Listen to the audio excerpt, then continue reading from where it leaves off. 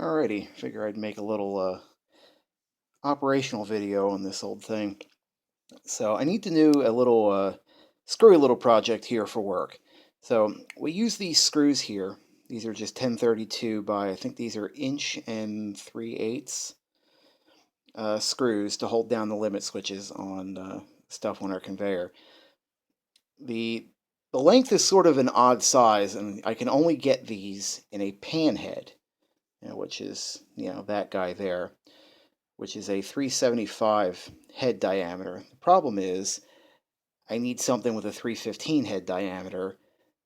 This exists, but in the wrong length. So since it's a little easier to shave the size here down than it is to cut the threads without mangling them a bunch of times, we're going to set this up and trim these down.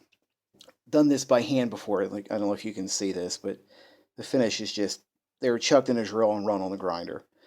And I can do better than that. So what we're going to do is we're going to set this up.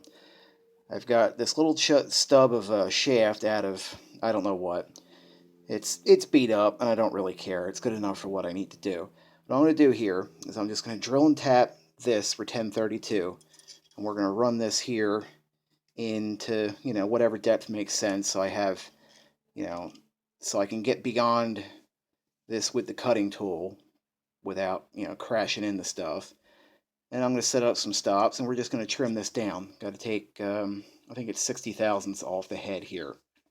So, since I don't think I can do that in one pass, well, maybe I can. We'll try, but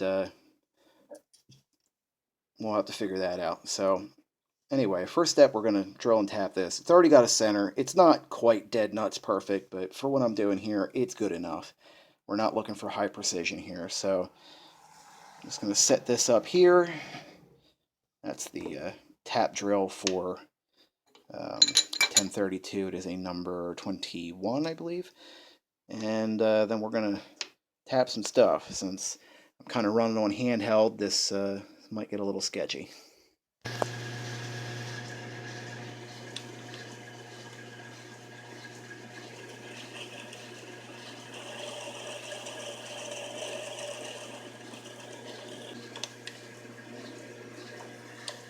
Well, that's all we get because I ran out of tailstock.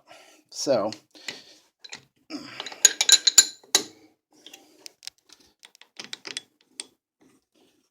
wind that back in and see what we got. Okay, since we have this cross hole here, what I'm going to do is drill a clearance hole. So this section through this will not be threaded. The threads will all be down in here. Just because there's no reason to try and thread this and then line it up back in there. That's going to do no good whatsoever. And it'll probably just be a pain. So I'm going to just drill this real quick off camera because, well, we're drilling a hole and it's not that interesting. Alright, now here's where I might break things. So this is the 1032 tap in the drill chuck, of course. I'm going to start it under power, and then I'm just going to run this by hand. Because if I bottom this out, this is going to turn into about 1,000 pieces, and I don't happen to have another one right now. So, let's see if I can do this without anything going horribly wrong. Let's see. Trying to operate the controls and give you guys a view. I don't know if you could see that, but when it started, it just kept on going. I have this unlocked so the tailstock can slide. If you try to do this with it locked, what will happen is either the chuck will yank out of here, or more likely you're just going to bust this into about 100 pieces. So that's how you get that undone. And since we're started, I'm just going to unlock this and finish this by hand. Okay, so there we are. That should be enough support to keep this from flexing, so much that it causes trouble. So, well, now to see if this will actually work.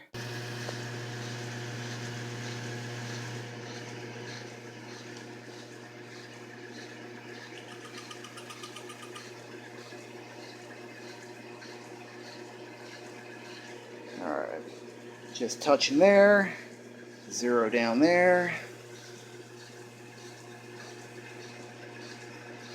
Let's dial it in 20. That'll take 40 off. We'll see what we get here. Get a little oil since it is stainless.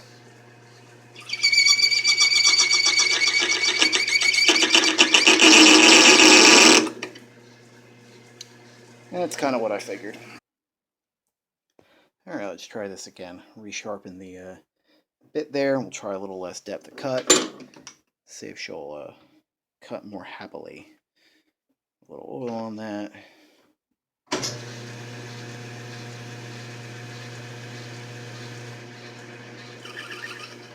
Alright, there's our 0.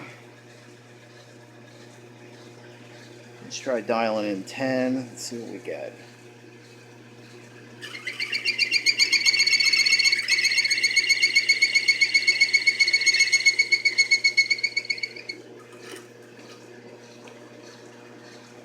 Another 10, that'll take 40 off.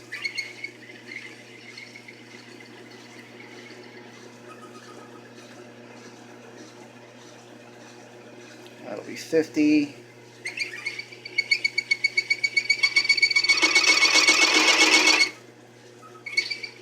60 rather. One of these days I'll learn how to do math. And let's give that a measure.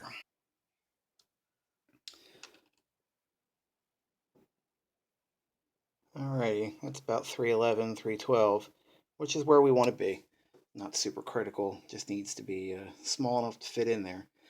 So yeah, that's about it. I'm just going to repeat this 40 some odd more times, and it'll be a lot of fun. I'm not going to bore everyone to death with this, but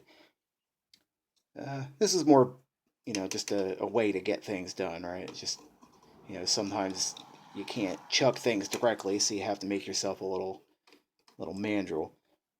These chuck jaws are too long to chuck this thing in without damaging the threads, where I need them.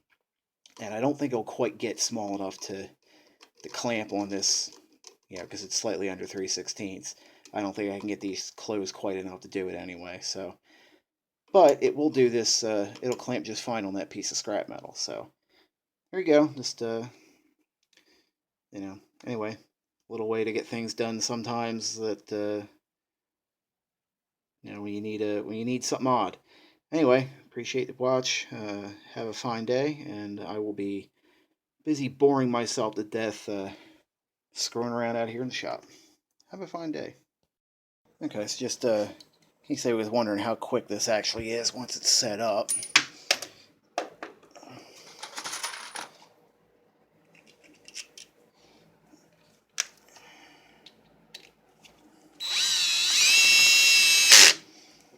The clutch set real loose on that.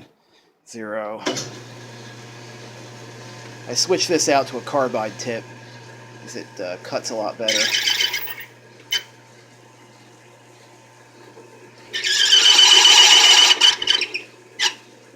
Yeah, stainless is noisy.